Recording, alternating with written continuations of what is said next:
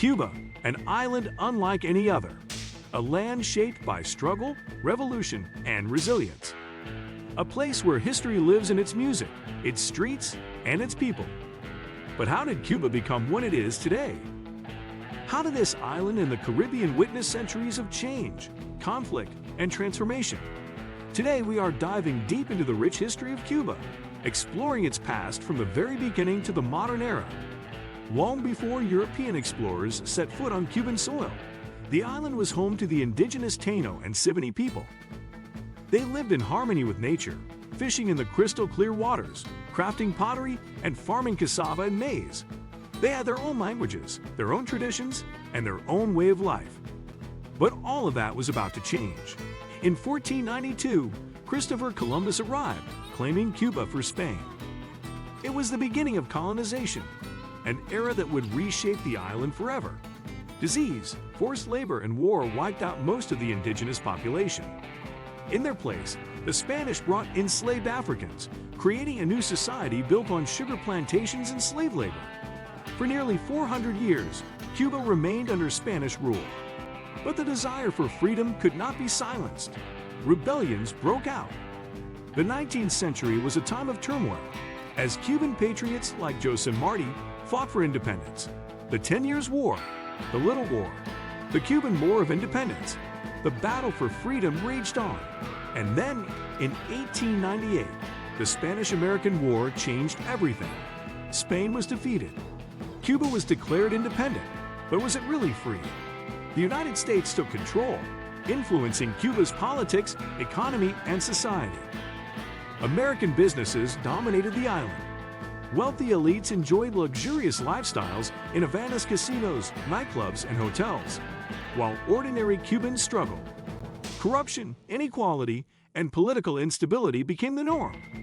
In 1952, a military coup brought Fulgencio Batista to power, ruling with an iron fist.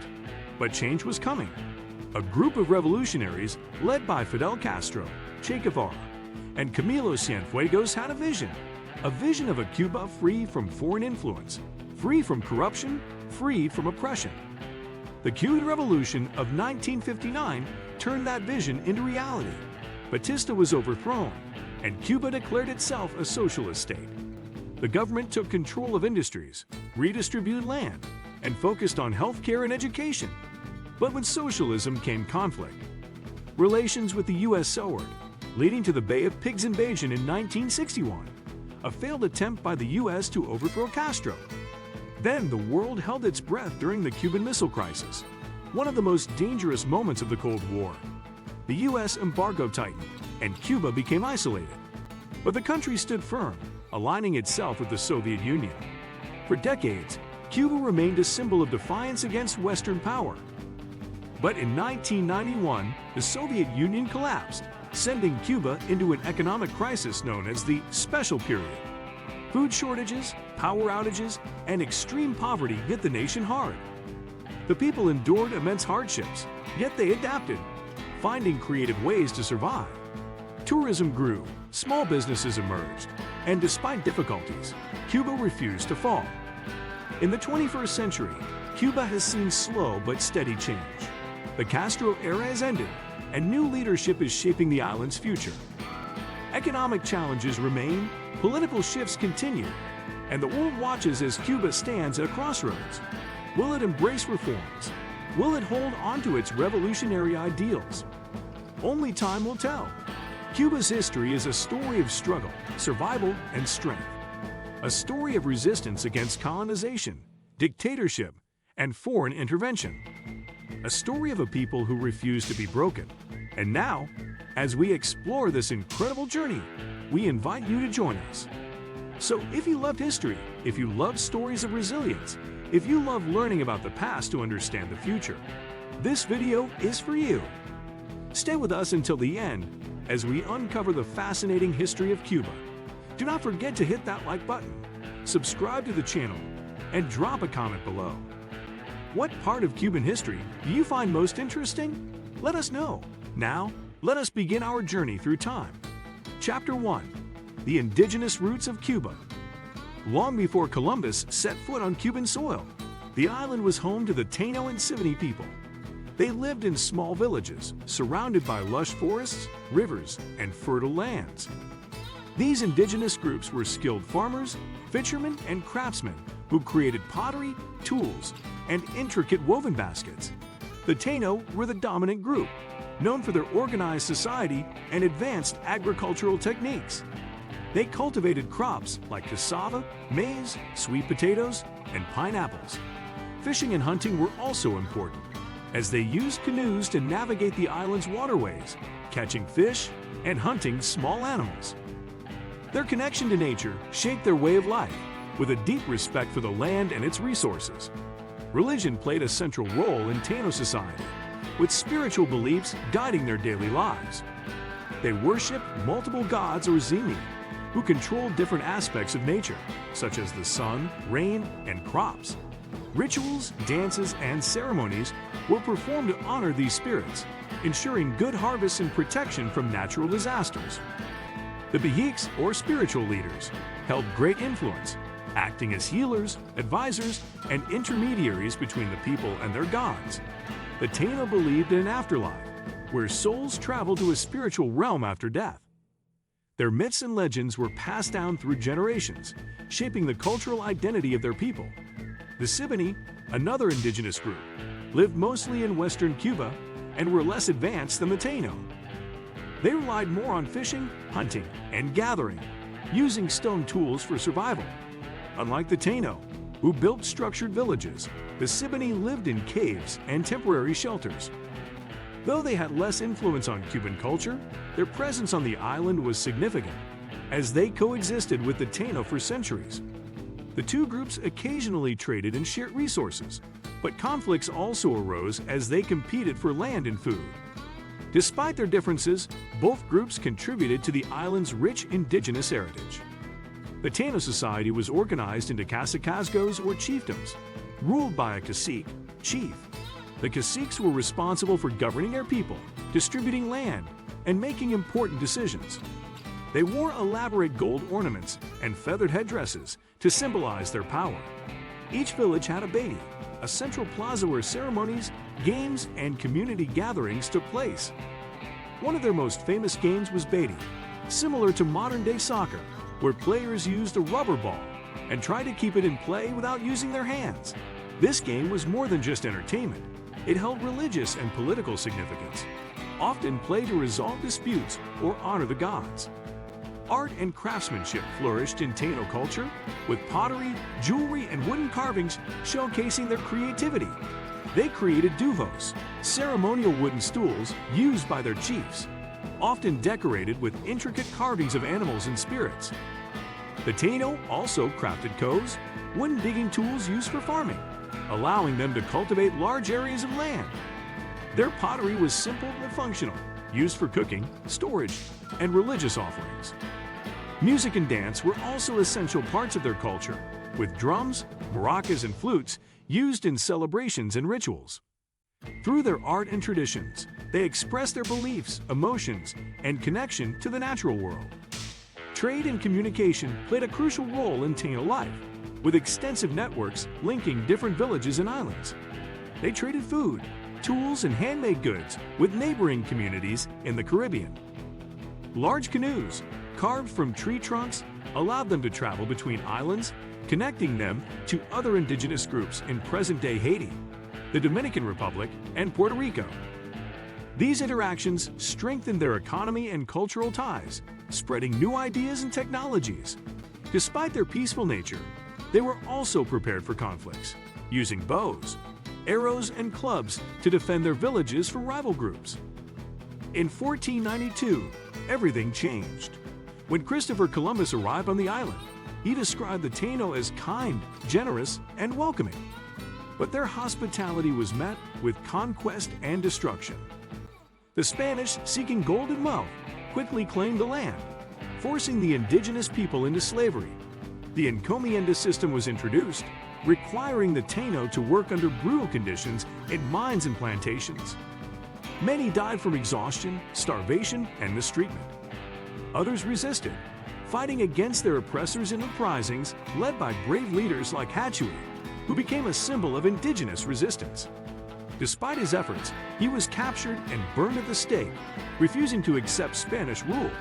Diseases like smallpox, measles, and influenza, brought by the Europeans, decimated the indigenous population. With no immunity to these foreign illnesses, entire villages were wiped out within decades. The once thriving Taíno civilization collapsed, leaving behind only traces of its existence. Some survivors fled to remote areas, while others integrated into Spanish society through intermarriage. Over time, their culture and language disappeared, replaced by European customs. Today, DNA studies reveal that many Cubans still carry Taíno ancestry, proving that while their civilization may have been erased, their legacy endures in the blood of modern generations. Despite their near extinction, Taíno influences can still be seen in Cuban culture today. Many words from their language, such as hurricane, hammock, canoe, and tobacco, remain in use. Cuban cuisine also reflects their agricultural practices, with dishes like cassava bread, corn-based tamales, and yuca-based meals rooted in Taíno traditions. Even the island's love for music and dance can be traced back to their rhythmic drum patterns and ceremonial performances. Though history tried to erase them, their spirit lives on in the culture, language, and traditions of modern Cuba. The story of Cuba's indigenous people is one of resilience, loss, and survival. They built a thriving society, adapted to their environment, and lived in harmony with nature. But colonization brought devastation, wiping out an entire civilization. Yet, their influence remains woven into Cuba's identity.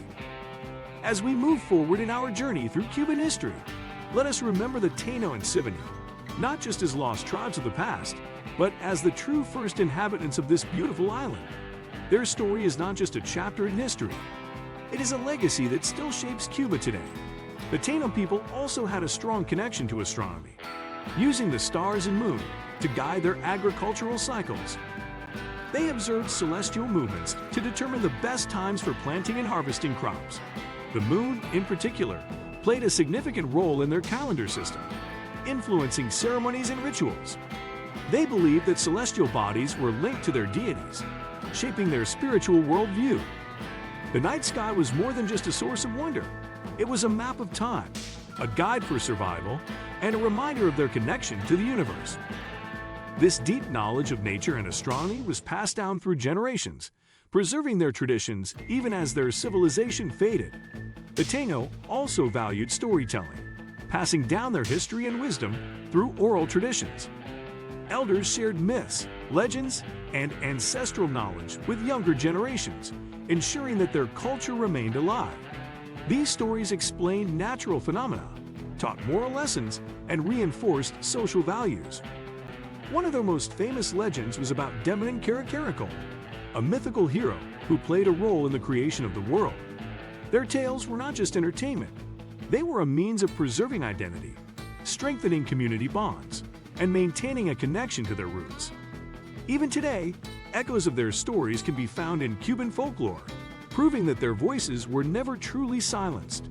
Despite their tragic downfall, the Taínos' contributions to Cuban history are undeniable. Their agricultural innovations, craftsmanship, and spiritual beliefs left a lasting mark on the island. Many of their survival techniques, such as farming on raised mounds to prevent flooding, were later adopted by the Spanish settlers. Their influence extended beyond Cuba, shaping the cultures of neighboring Caribbean islands. Their legacy is a reminder of how indigenous knowledge, though often overlooked, plays a vital role in shaping societies. Understanding their history helps us appreciate the resilience of native peoples and recognize their invaluable contributions to the world. Archaeological discoveries continue to shed light on the Taíno way of life. Ancient tools, petroglyphs, and burial sites reveal new details about their customs and beliefs. Excavations in Cuba have uncovered artifacts such as pottery, stone axes, and carved amulets, providing insight into their artistic and spiritual practices. Cave paintings found in different parts of the island depict their gods, animals, and daily activities, offering a glimpse into their worldview. These discoveries help historians reconstruct the past and honor the memory of a people who once thrived in the Caribbean. With each new find, we learn more about their sophisticated society and the impact they had on Cuba's history. Today, efforts are being made to revive and honor Taíno culture.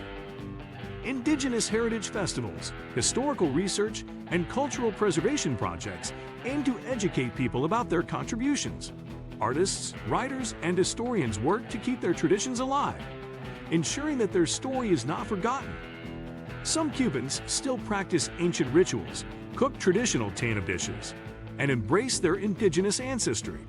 The Taíno may have been nearly erased by colonization, but their influence remains woven into the fabric of Cuban identity. By remembering their history, we acknowledge their struggles, celebrate their achievements, and ensure that their spirit lives on for generations to come. Chapter 2: Spanish Colonization and the Rise of Havana. Cuba's history took a dramatic turn in 1492 when Christopher Columbus set foot on the island, claiming it for Spain. This marked the beginning of Spanish colonization, a period that would shape the island's culture, economy, and society for centuries. The Spanish quickly recognized Cuba's strategic importance, using it as a key base for further explorations and conquests in the Americas. Soon after, Spanish settlers arrived, bringing European customs, language, and governance. The indigenous Taíno population, who had thrived on the island for centuries, suffered greatly as they were forced into labor under harsh conditions. Many perished due to diseases brought by the Europeans, to which they had no immunity. The Spanish established settlements across the island, but Havana quickly rose to prominence. Founded in 1519, Havana's location made it an ideal port for Spanish ships traveling between the New World and Spain. The city became a crucial stop for treasure-laden ships carrying gold and silver from the Americas. However, its wealth also made it a target for pirates and rival European powers. In response, the Spanish built massive fortifications, including the iconic Castillo de la Real Fuerza, to protect Havana from attacks. These defensive structures still stand today, serving as reminders of the city's colonial past. The rise of Havana as a commercial and military hub transformed Cuba into an essential part of the Spanish Empire. Sugarcane and tobacco plantations flourished under Spanish rule, laying the foundation for Cuba's economy. To work the plantations, the Spanish brought enslaved Africans to the island, further changing Cuba's demographic and cultural landscape. The fusion of Spanish, African, and indigenous influences gave birth to Cuba's rich and diverse cultural heritage. Music, religion, and food all evolved as different traditions blended together, creating the unique Cuban identity we recognize today. Throughout the 16th and 17th centuries, Cuba remained under strict Spanish control. The island's economy revolved around agriculture, with sugar and tobacco becoming the dominant crops. The wealth generated from these industries made Cuba an attractive colony, but it also reinforced the brutal system of slavery. By the 18th century, Cuba had one of the largest populations of enslaved Africans in the Caribbean. The conditions on the plantations were harsh, with long hours, extreme heat, and severe punishments. Despite these hardships, enslaved Africans maintained their cultural traditions, which later influenced Cuban music, dance, and religious practices. Havana continued to grow into one of the most important cities in the New World. Its grand architecture, bustling port, and cultural vibrancy made it a center of activity in the Caribbean. Spanish elites built grand mansions, churches, and government buildings, many of which still stand today in Old Havana. The city's importance was further solidified when Spain made Havana the capital of Cuba. By the late 18th century, it was one of the most well-defended and wealthiest cities in the Americas. Trade flourished, and Cuba became a key supplier of sugar and tobacco to Spain and other European nations. The Spanish government maintained tight control over Cuba, restricting trade with other nations and enforcing high taxes. This led to growing resentment among Cuban elites and merchants who wanted more economic freedom. The island's dependence on Spain limited its ability to develop independently, creating tensions that would later contribute to calls for independence. Many Cubans began to see themselves as separate from Spain, developing a distinct national identity. Though still loyal to the Spanish crown, seeds of Cuban nationalism were beginning to take root. Despite Spanish efforts to maintain control, foreign influences started to seep into Cuba. British forces briefly captured Havana in 1762 during the 7 Years' War, exposing the island to new ideas and trade opportunities. Though Spain regained control of Cuba a year later, the brief British occupation left a lasting impact. It opened Cuba's economy to international trade and introduced new cultural influences that shaped its society. Many Cuban merchants and landowners saw the benefits of open trade and began to push for economic reforms under Spanish rule. By the early 19th century, Cuba had become one of the world's leading sugar producers. The rise of sugar plantations fueled economic growth, but also deepened the reliance on enslaved labor. Thousands of Africans were brought to the island each year to work in brutal conditions, making Cuba one of the last places in the Americas to abolish slavery. The wealth generated from sugar exports made Cuban elites powerful, but it also created divisions within society. While plantation owners and Spanish officials prospered, the majority of the population, including enslaved people and poor farmers, lived in hardship. The tensions between the ruling Spanish authorities and the Cuban population continued to grow. Inspired by independence movements in Latin America, many Cubans began to question Spain's authority. Secret societies and revolutionary groups started forming, discussing the possibility of breaking away from Spanish rule. However, Spain was determined to keep Cuba under its control, as it was one of the empire's most valuable colonies. The struggle for Cuban independence would soon begin, setting the stage for a long and violent fight against Spanish rule. Spanish colonization shaped every aspect of Cuban life, from its economy to its culture. While the island prospered under Spanish rule in many ways, it also suffered from oppression, economic restrictions, and a harsh class divide. The rise of Havana, the expansion of the sugar industry, and the influence of African, Spanish, and indigenous cultures laid the foundation for modern Cuba. However, the desire for independence was growing, and it was only a matter of time before Cubans would fight for their freedom. The next chapter will explore the struggles and revolutions that eventually led to Cuba's path toward independence. As the 19th century progressed, the tensions between Cuba and Spain became more pronounced. Cuban elites, frustrated by Spain's restrictive economic policies, sought greater autonomy, but Spain refused to loosen its grip on the island. The Spanish government imposed heavy taxes and maintained strict control over trade, ensuring that Cuba remained dependent on the empire. This economic frustration, combined with the growing influence of revolutionary ideas from the United States and Latin America, fueled a spirit of resistance among the Cuban people. Many began to see independence as the only path to economic freedom and political self-determination. At the same time, the harsh realities of slavery continued to shape Cuban society. Enslaved Africans made up a significant portion of the population, working under brutal conditions on sugar plantations. However, resistance was growing. There were numerous slave uprisings throughout the island, with enslaved people fighting for their freedom. These revolts, although often suppressed by Spanish forces, inspired both free and enslaved Cubans to challenge the colonial system.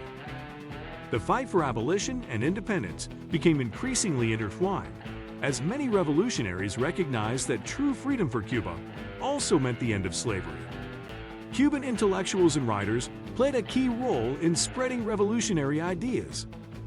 Figures such as José Antonio Seco and Félix Varela began advocating for Cuban identity, self-governance, and social reforms.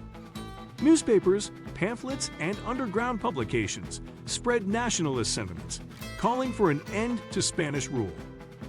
Many Cubans were inspired by the success of independence movements in Latin America, where nations like Venezuela, Colombia, and Argentina had already broken free from European rule. The Cuban people were beginning to believe that they too could achieve sovereignty and create a nation of their own. Spain, however, was not willing to give up its control without a fight. The Spanish government continued to strengthen its military presence in Cuba, fearing an uprising. They built new forts, expanded their army, and increased surveillance on suspected revolutionaries. Anyone caught plotting against Spanish rule faced severe punishment, including imprisonment, exile, or execution. But despite Spain's efforts, the spirit of resistance could not be silenced. Secret revolutionary groups continued to form, preparing for the moment when they would rise up and challenge colonial rule.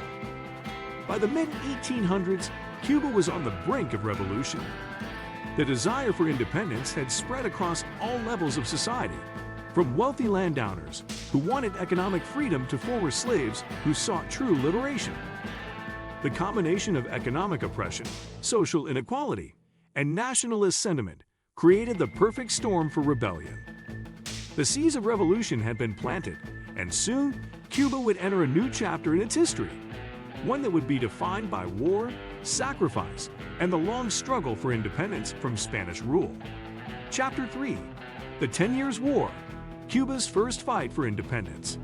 The year 1868 marked a turning point in Cuba's history. After decades of growing resentment toward Spanish rule, a revolution finally erupted. The 10 Years' War, 1868 to 1878, became the first major struggle for Cuba's independence, setting the stage for the long battle that would follow. It was a time of courage, sacrifice, and hope, as thousands of Cubans took up arms to fight for their homeland's freedom. Although the war did not achieve full independence, it awakened the Cuban people's determination to break free from Spanish rule. The war began on October 10, 1868, when Carlos Manuel de Céspedes, a wealthy sugar plantation owner, declared independence in the town of Yara. He freed his enslaved workers and called on Cubans to join the fight against Spanish oppression. This event, known as the Grito de Yara, Cry of Yara, marked the official beginning of the war. Céspedes and his followers, known as the Mambises, formed a rebel army and launched attacks against Spanish forces. Their goal was clear: to establish an independent Cuban republic. The Spanish government responded with brutal force, determined to crush the rebellion. Spain sent thousands of troops to the island, and violent clashes broke out across Cuba. The Cuban rebels, though outnumbered and poorly equipped, used guerrilla warfare tactics to resist the Spanish army. They relied on surprise attacks, ambushes, and hit-and-run strategies to weaken Spanish forces. The war quickly spread, drawing in Cubans from all backgrounds, including former enslaved people, farmers, and intellectuals. One of the most significant aspects of the war was the involvement of Afro-Cuban soldiers. Many formerly enslaved people saw the revolution as a chance to secure true freedom and equality. They fought bravely alongside white and mestizo rebels, making the war not just a fight for independence, but also a fight for racial justice.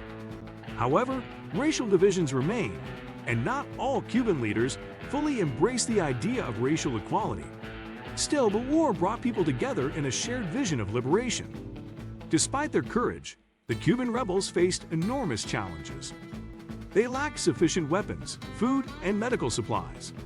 Spain's superior military power made it difficult for the rebels to gain major victories. Additionally, internal divisions weakened the revolutionary movement. Some Cuban leaders disagreed on strategy, while others wanted negotiations with Spain instead of continued fighting. These disagreements prevented the rebels from forming a united front, making it harder to sustain the war effort. The conflict dragged on for a decade, devastating Cuba's economy and population. Spanish forces burned crops, destroyed villages, and executed suspected rebels, using extreme measures to suppress the uprising. Thousands of Cubans died in battle, while many others perished from hunger and disease. The war left deep scars on the island, with entire communities suffering from destruction and loss. Despite their sacrifices, the rebels struggled to gain full international support, and Spain refused to grant independence. In 1878, after 10 years of intense fighting, the war came to an end with the Pact of Zanja. The treaty promised reforms, including the gradual abolition of slavery and greater political rights for Cubans. However, it did not grant full independence, leaving many revolutionaries deeply dissatisfied. Some rebels, like Antonio Maceo, rejected the agreement and continued fighting in smaller uprisings. Although the war had failed to achieve its ultimate goal, it planted the seeds for future revolutions. The 10 Years' War was a critical moment in Cuban history. Antonio Maceo, one of the most respected leaders of the rebellion, refused to accept the peace agreement. In 1879, he and other revolutionaries launched the Little War, La Guerra Chiquita, a smaller but determined attempt to continue the fight for independence. However, the lack of resources, weak organization, and limited support led to its quick failure. Spanish forces crushed the rebellion, further tightening their control over Cuba. Even though the uprising was unsuccessful, it showed that the revolutionary spirit in Cuba was far from extinguished. Throughout the 1880s, Cuban nationalists regrouped, rethinking their strategies for achieving independence. Political movements emerged, advocating for greater autonomy and economic reforms. Meanwhile, in Spain, political instability and economic troubles weakened the government's ability to maintain control over its colonies. The failure of the 10 Years' War and the Little War only strengthened Cuban resolve. More and more people began to see armed struggle as the only way forward. One of the most influential figures to emerge from this period was José Martí, a poet, journalist, and passionate advocate for Cuban independence. Living in exile, Martí dedicated himself to uniting Cuban revolutionaries and organizing a new movement for freedom. He believed that previous uprisings had failed due to internal divisions, and he worked tirelessly to bring together different factions under a single cause. Martí's vision would later inspire the War of Independence in 1895, which ultimately led to the fall of Spanish rule in Cuba. The 10 Years' War had a lasting impact on Cuba's national identity. It awakened a sense of unity and determination among the people, proving that independence was possible, even in the face of overwhelming odds. It also revealed the deep racial and social divisions that needed to be addressed for true freedom to be achieved. Although Spain managed to hold on to Cuba for a little longer, the seeds of revolution had already been planted. The next war for independence was only a matter of time. By the late 19th century, tensions in Cuba had reached a breaking point. The failures of previous uprisings, including the 10 Years' War and the Little War, had left the Cuban people disillusioned but determined. The Spanish government continued to impose harsh taxes and strict control over the island, while economic hardship made life unbearable for many. This growing unrest set the stage for the Cuban War of Independence, the most significant and final struggle against Spanish rule. José Martí, the visionary leader of the Cuban independence movement, played a crucial role in launching the war. Living in exile in the United States, he spent years organizing support, raising funds, and uniting different revolutionary factions. He firmly believed that Cuba could not remain under Spanish rule or fall under the control of the United States. In 1895, Martí and his fellow revolutionaries finally put their plans into action, setting off a new war that would change Cuba's future forever.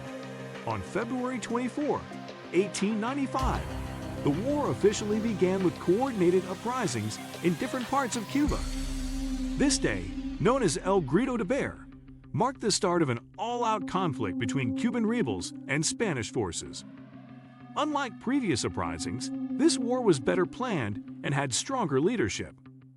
Martí, along with generals like Antonio Maceo and Maximo Gómez, led the fight for independence.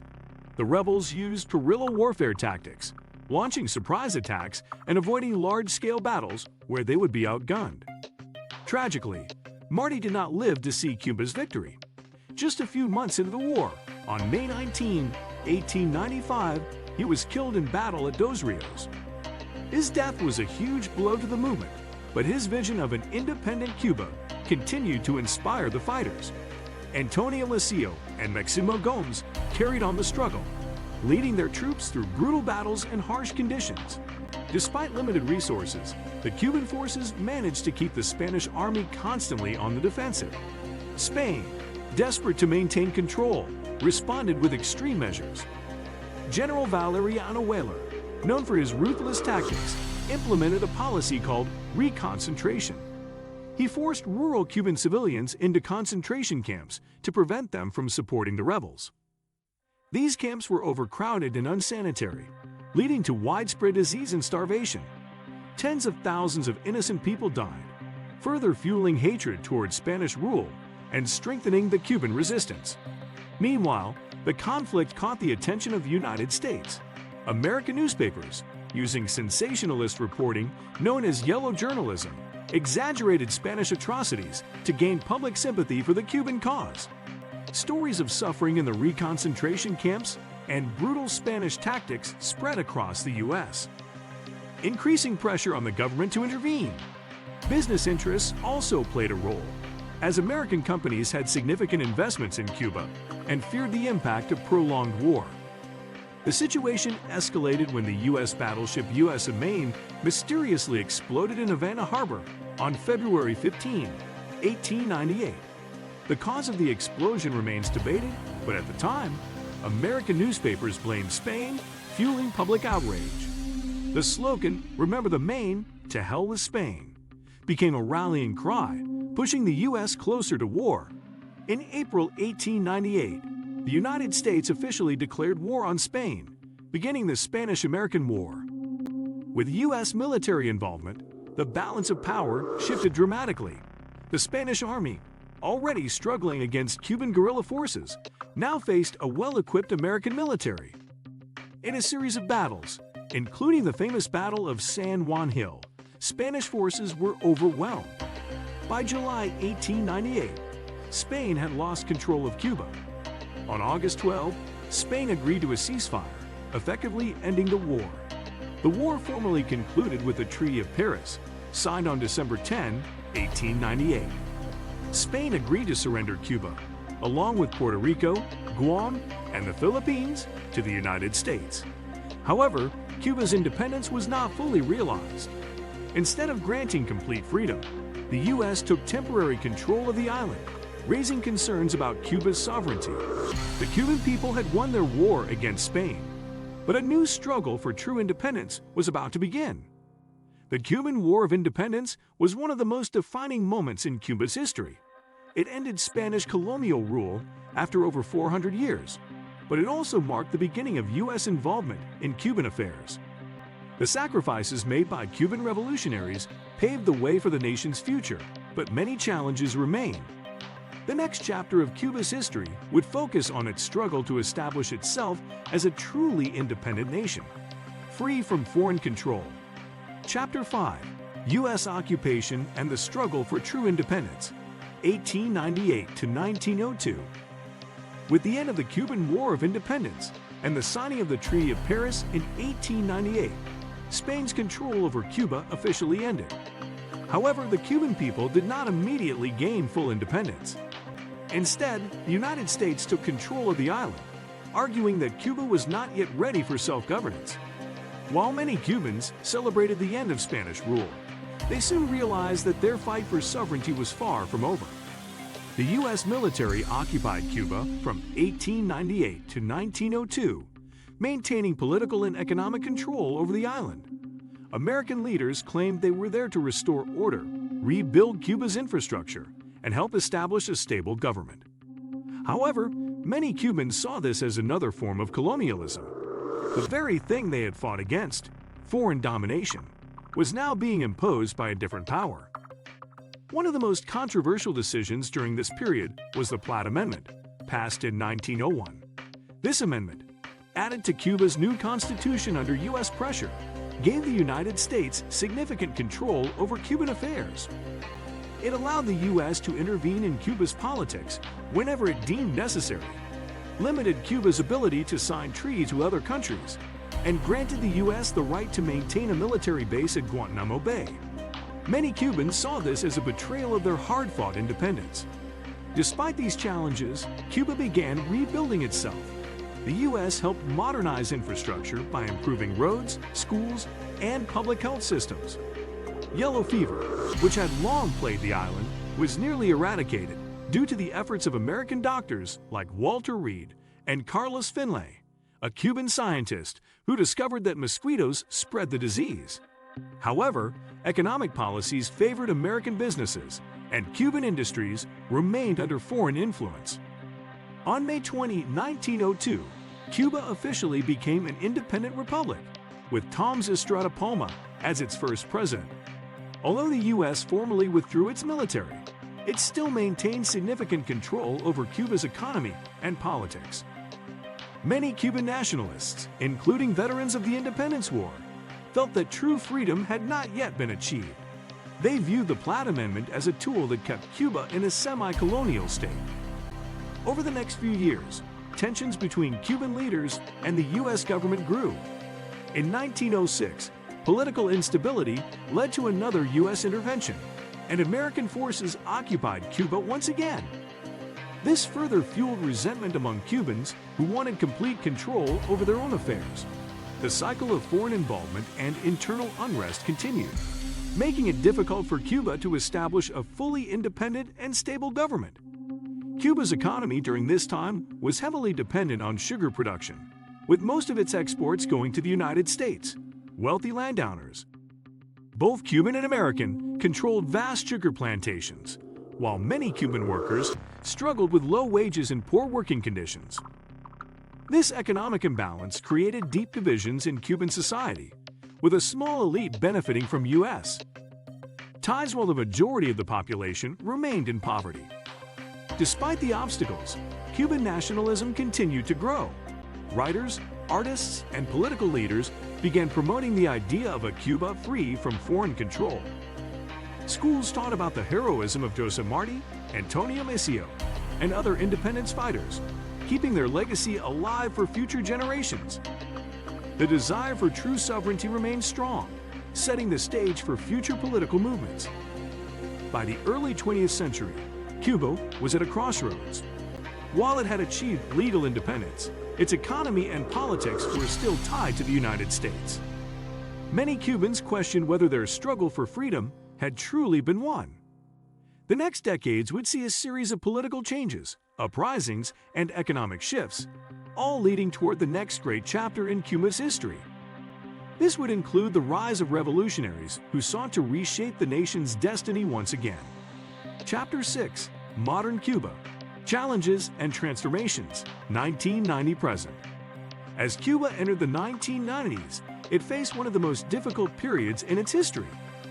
The collapse of the Soviet Union in 1991 led to the loss of Cuba's largest trade partner and economic supporter. This triggered the special period in time of peace, a time of extreme economic hardship, food shortages, and energy crisis. With limited access to oil, transportation became difficult, factories shut down, and daily life became a struggle for millions of Cubans. In response to the crisis, the Cuban government introduced limited economic reforms to allow some private businesses and foreign investments. Tourism was promoted as a key industry, and new partnerships were formed with countries like Venezuela and China. The government legalized the use of the U.S. dollar in certain sectors, allowing families receiving remittances from abroad to help sustain the economy. However, strict government control remained, and inequality between those with foreign connections and those without began to grow. During the early 2000s, Cuba continued to adapt to global changes. Fidel Castro's health declined, and in 2006, he transferred power to his brother, Raul Castro. Raul introduced further economic reforms, including allowing Cubans to own small businesses, buy and sell homes, and even travel abroad with fewer restrictions. These changes improved some aspects of daily life, but did not fundamentally alter Cuba's socialist system. In 2014, a historic diplomatic shift occurred when Cuba and the United States announced the restoration of relations after decades of hostility. President Barack Obama and Raul Castro engaged in negotiations, leading to the reopening of embassies in both countries. Travel restrictions eased, and American tourists flocked to Cuba. However, the optimism was short-lived. Under President Donald Trump, U.S. policies toward Cuba tightened once again, restricting trade, travel, and remittances, which hurt the island's fragile economy. Cuba's economy faced further challenges in the late 2010s and early 2020s, especially due to the COVID-19 pandemic, which devastated the tourism industry. Additionally, widespread shortages of food, medicine, and essential goods led to growing frustration among citizens. In 2021, the largest anti-government protests in decades erupted across the country. Thousands of Cubans demanded greater freedoms, better living conditions, and political reforms. The government responded with arrests and crackdowns, demonstrating the ongoing tensions between the people and the state. Despite these difficulties, Cuba continues to evolve. In 2021, Miguel Díaz-Canel became the first Cuban leader outside the Castro family to take full control of the government, marking a new era for the country. While maintaining the core principles of socialism, Díaz-Canel has acknowledged the need for economic modernization. The government has expanded internet access, allowing more Cubans to engage with the outside world, share opinions, and even start online businesses. Cuba's relations with the global community remain complex. While some nations continue to support Cuba, others criticize its lack of political freedoms and human rights concerns. Economic sanctions from the U.S. remain in place, limiting trade and investment opportunities. Meanwhile, Cuba has strengthened its partnerships with Russia, China, and Latin American allies to counterbalance the restrictions. As modern Cuba moves forward, it stands at a crossroads between tradition and change. Many Cubans, especially the younger generation, are pushing for greater economic freedom, better wages, and a more open society. However, the government remains cautious, balancing reforms with maintaining control. The future of Cuba will depend on how it navigates these pressures while preserving its identity and sovereignty. Despite ongoing hardships, Cuba remains a country of resilience, culture, and innovation.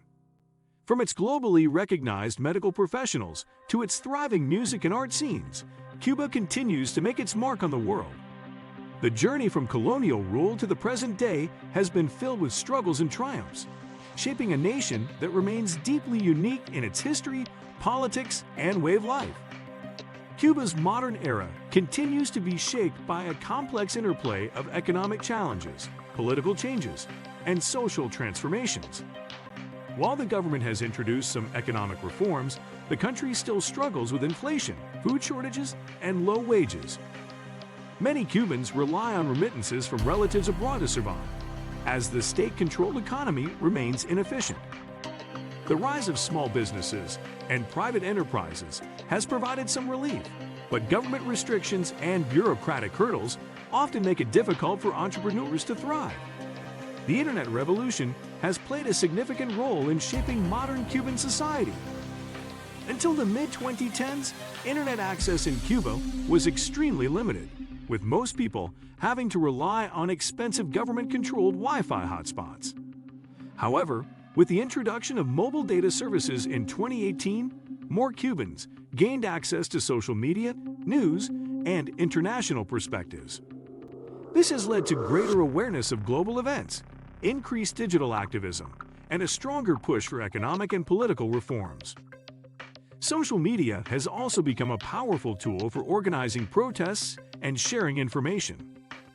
In 2021, when thousands of Cubans took to the streets in anti-government demonstrations, platforms like Facebook, Twitter, and Telegram played a crucial role in spreading awareness. The Cuban government responded by shutting down internet access, arresting activists, and increasing surveillance. Despite these crackdowns, Cubans continue to use digital platforms to voice their opinions and connect with the outside world. Tourism, once one of Cuba's most promising industries, has suffered significant setbacks in recent years. The U.S. government's restrictions on American travel, coupled with the economic effects of the COVID-19 pandemic, led to a sharp decline in visitors. Many hotels, restaurants, and small businesses that relied on tourism have struggled to recover. While the government is working to revive the industry, ongoing economic instability and lack of investment make it difficult to regain momentum. The healthcare system, one of Cuba's most well-known achievements, has also faced challenges. While the country remains a global leader in medical research and education, shortages of medicine, equipment, and essential supplies have put pressure on hospitals and clinics. The Cuban government continues to send doctors abroad as part of its medical diplomacy programs, but at home, citizens often wait long hours for basic treatments. The contrast between Cuba's international reputation for healthcare and the reality of local medical shortages has fueled frustration among residents. Cuba's education system remains strong, with high literacy rates and free access to schools and universities. However, many graduates struggle to find well-paying jobs as state salaries remain low and career opportunities are limited. As a result, many young Cubans dream of leaving the country in search of better financial prospects. In recent years, thousands have migrated to the U.S., Spain, and Latin American countries, contributing to a growing brain drain that threatens Cuba's future workforce. One of the most pressing issues facing Cuba today is the growing gap between generations. Older Cubans who lived through the revolution tend to support the government's socialist ideals, while younger generations demand more freedom, economic opportunity, and access to modern technology. This divide has created tension within families, workplaces, and communities as debates over Cuba's future become more intense. Cuba's relationship with the United States continues to be a defining factor in its modern history. While diplomatic relations improved under President Barack Obama, they deteriorated under President Donald Trump, who reinstated economic sanctions and travel restrictions. Under President Joe Biden, there has been little progress in restoring relations, leaving Cuba in a difficult position as it tries to navigate international trade and economic recovery. Many Cubans hope for a renewal of diplomatic ties, as improved relations with the U.S. could bring much-needed investments and resources to the island. The Cuban government has made some attempts at economic reform, but many of these changes have been slow and limited. In 2021, the government devalued the Cuban peso, leading to increased inflation and higher costs for everyday goods. While the introduction of private businesses and self-employment has created more job opportunities, government regulations still limit how much these businesses can grow. The challenge for Cuba's leadership is to balance economic modernization with political control, a struggle that has defined the country's trajectory for decades. In recent years, Cuba has also focused on renewable energy and environmental sustainability. With limited access to oil imports, the government has invested in solar, wind, and biomass energy to reduce dependence on fossil fuels. While these efforts show promise, funding shortages and outdated infrastructure have slowed progress. Climate change remains a major concern, as rising sea levels and extreme weather events threaten coastal communities and agricultural production. The role of culture and the arts in Cuban society remains as strong as ever. Music, dance, and literature continue to be an important form of expression, allowing Cubans to share their experiences and struggles with the world. Despite government censorship, many artists and writers find creative ways to highlight social and political issues through their work. International recognition of Cuban musicians, filmmakers, and authors has helped keep Cuba's rich cultural identity alive, even in times of economic hardship. Sports also play a key role in Cuban society, with baseball, boxing, and track and field being among the most popular sports on the island. However, economic struggles and limited resources have led many Cuban athletes to defect and compete for other countries. This trend has raised concerns about the future of Cuba's sports legacy, as the government struggles to retain its top talent. Cuba's housing crisis has become another major issue. Many homes are decades old and in need of repairs, but due to economic restrictions, rebuilding efforts have been slow. The government has tried to address the issue by allowing more private real estate transactions, but construction materials remain expensive and difficult to access. As a result, overcrowding and deteriorating buildings continue to be a problem, especially in cities like Havana. The role of women in Cuban society has evolved over the years. While women have made significant contributions to politics, healthcare, and education, they still face challenges such as gender inequality in wages and leadership positions. The rise of independent women-led businesses and social movements advocating for women's rights has brought new discussions to the forefront, pushing for greater gender equality and representation in all sectors.